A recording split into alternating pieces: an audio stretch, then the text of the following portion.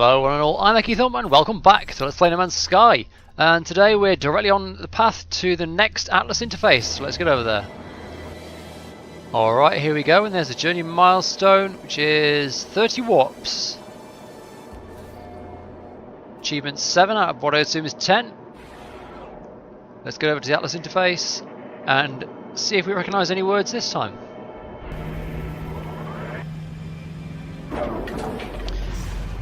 And this one's green. Maybe that's just because we're in a green solar system. But just from landing we've learned a Gekk word.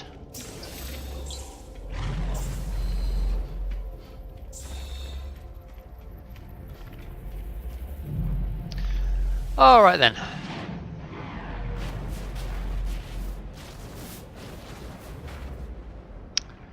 When I dream, I see the Atlas. When I see the Atlas, I am the dream. I see the sentinels swarm about their creator, but they are directionless and uncontrolled, a threat. They cloud the truth, and the galaxy becomes unclear as if through an unreal lens. To know reality, I must pass through it and see what lies on the far side. I must be guided. I offer myself to the interface. I seek the precision that only the Atlas can provide. And yes, we know one Atlas word there, time. So let's ascend to time. I have become the Harbinger, the Pathfinder, the Seeker of Ways. Through me, the universe will know itself. Okay, fantastic. There's another Atlas interface down, another Atlas stone in the bag. I'm going to grab all these as usual, and we'll cut back in when I'm ready for takeoff. Okay, there goes the Atlas interface. Now let's stop by the normal space station and see who's there. Should be a Gekk, I think. All those were Gekk words I was getting in there, so that's probably this type of system. Just try and make sure we don't crash into the interface as we're going around. That's close enough, but let's refuel the pulse drive anyway.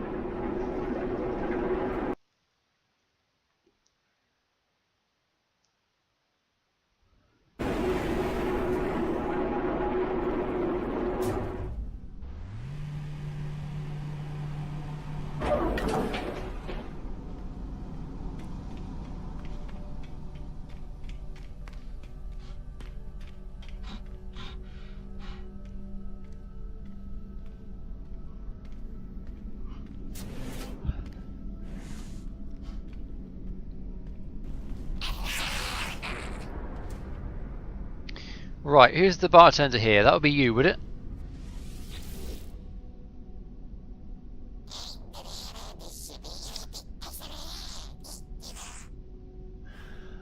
The life form is poring over complex starship schematics and holding its breath, but the holographic blueprints look corrupted, damaged in flight perhaps. The forlorn trader, its face smudged by atmospheric dust that somehow breached its ship, looks to me for help. Despair. Friend, something something something, blueprint, something corrupt. Well, if dust got in, I'm going to assume it's the shields. The overjoyed trader gabbles its thanks and excitedly hands over a gift. Thank you. Well, we don't need to sell anything. So let's see which planet we're going to go down to. Is there only one planet in this system? Oh no, there's another one over there.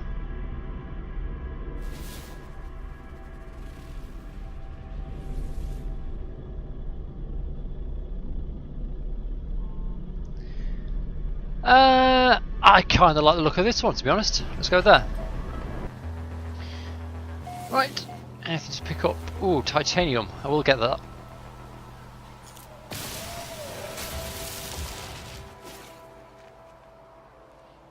Also, some zinc around the corner.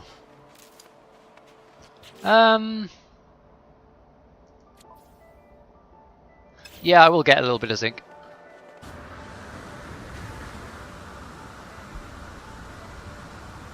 Get resacked on that. Ow. Okay, we have 238 zinc. That's enough for next session, so... God almighty, these animals are noisy.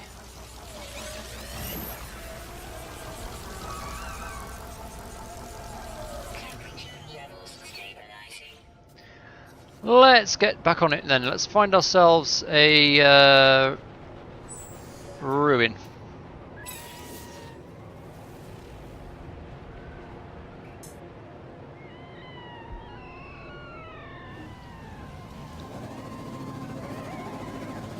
And 3 minutes this way. Righto. Let's see if I can land on the dome over there. Perfect.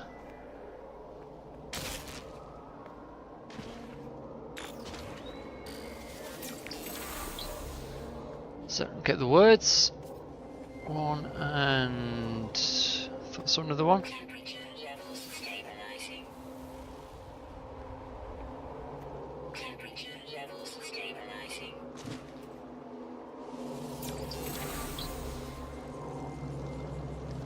And the plaque. My vision clouds, and the words of the ancient Gek seem to emerge on the strange stone structure. I sense these are words that the forgotten and restless want understood. The minor Gek were purged. It is only through fire that imperfection be destroyed and the path to domination is revealed. The first spawn feasted on the flesh of the discarded and grew strong. Alright, so we're back at... We're actually further behind in the Gek storyline than we are with the Korvax, I think.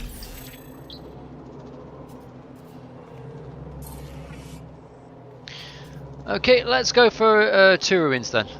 Because that was very, very close.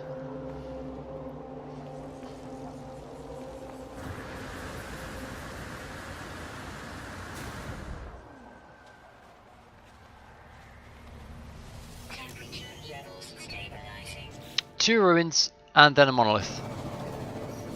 Or maybe not, since that ruin's 20 minutes away. Let's see how close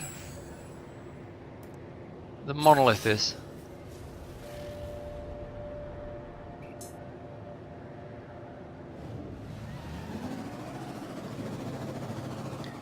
Nine minutes. Is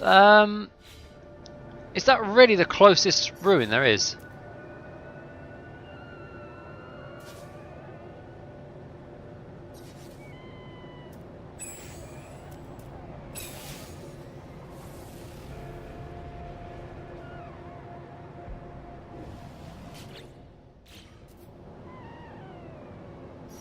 Oh, did I ask it to search for alien structure again?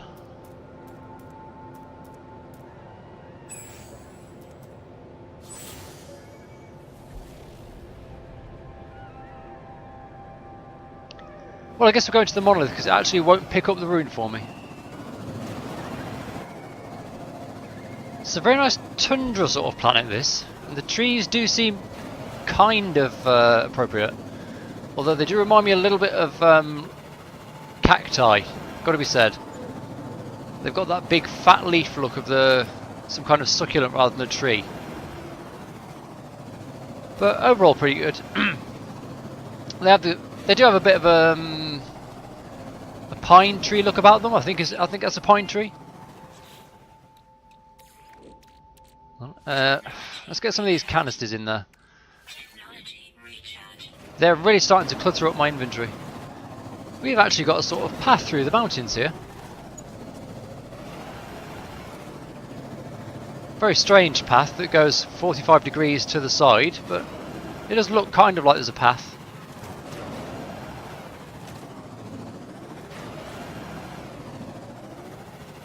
Would be good to see things like that, wouldn't it?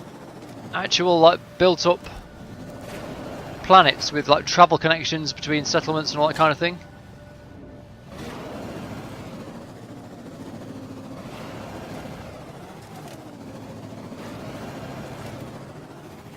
There is, I mean, there is a lot you could do with the base of No Man's Sky. They've got this big universe generator, but they can add pretty much anything on top of it.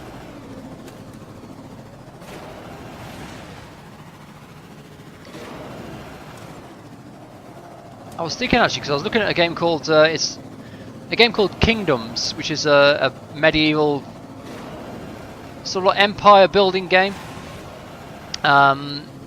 where basically you control an individual character, but the idea is like you build a town and you're the leader of a settlement, and like your settlement kind of builds up and trades with and goes to war with other AI controlled settlements. It would be really cool to see something like that in No Man's Sky, or like built on top of the No Man's Sky base.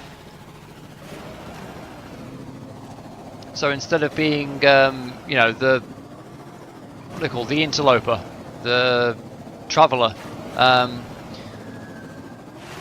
sort of act as a sort of sci-fi baron and attract, you know, refugees and settlers and stuff to a settlement and send them off to fight AI settlements, but on a galactic scale.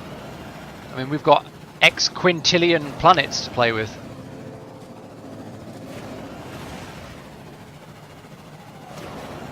I just think that would be pretty cool. But I'm interested to see what direction they do take it.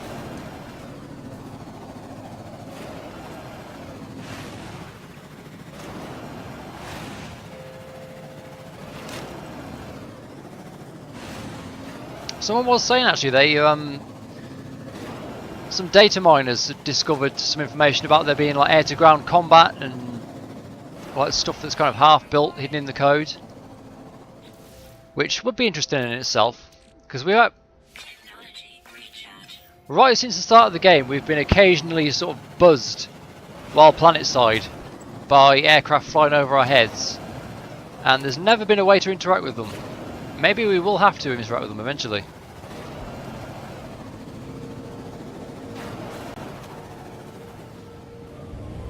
Okay, here we go.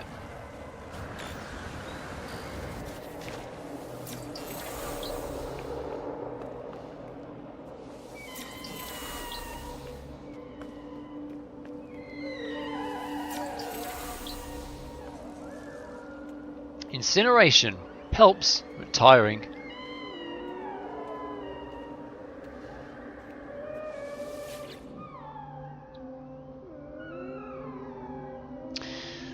A portion of the monolith melts in front of my eyes. The face of a trader emerges, its beak cut off for reasons unknown. It screams and writhes in the bubbling vertical lava, desperately reaching out to me with a multi-tool in its hand. Supercooled liquid freemium from my suit systems could relieve its pain, but I can also take a risk and pull it from the molten rock. Gek first spawn destroy pirate. That tells me nothing. That's not even relevant to the situation. What about the first spawn? What about the pirates?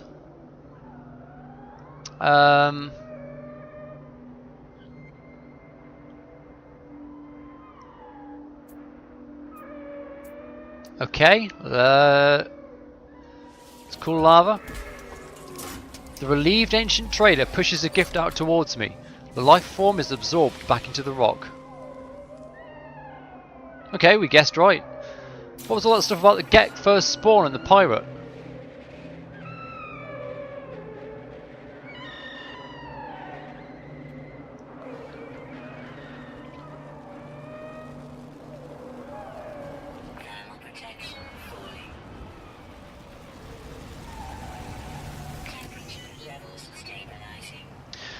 Okay, well that's going to be a pretty short episode, but everything else is like really far away. That ruin was 20 minutes away, probably more like 22 minutes away from this position, so I don't really have time to go there.